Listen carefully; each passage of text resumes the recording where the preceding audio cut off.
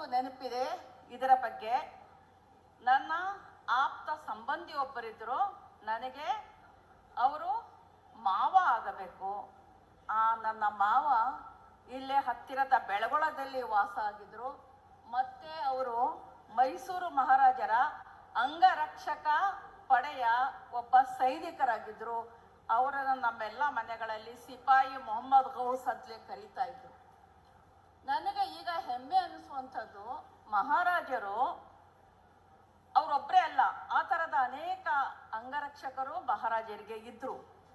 ನನಗೆ ಈಗ ಅನಿಸುವಂಥದ್ದು, ಮಹಾರಾಜರು ಜಯಚಾಮರಾಜೇಂದ್ರ ಒಡೆಯರ್ರವರು ಮುಸ್ಲಿಮರನ್ನು ನಂಬಿ, ಮುಸ್ಲಿಮರ ಬಗ್ಗೆ ಅನುಮಾನ ಪಡದೆ ತಮ್ಮ ಅಂಗರಕ್ಷಕ ಪಡೆಯ ಸದಸ್ಯರನ್ನಾಗಿ ಮಾಡಿಕೊಂಡು ಅವರ ಬಗ್ಗೆ ಭರವಸೆ ಇಟ್ಟಂತಹ ಪ್ರಸಂಗ ನನಗೆ ನಿಜವಾಗಿಯೂ ಬಹಳ ಹೆಮ್ಮೆ ತರುವಂಥದ್ದು, ಬಹಳ ಆಪ್ಯಾಯಮಾನವಾದದ್ದು ಅಂತ ನಾನು ನಿಮ್ಗೆ ಹೇಳಿಕೊಳ್ಳಿಕ್ಕೆ ಇಷ್ಟಪಡ್ತೀನಿ.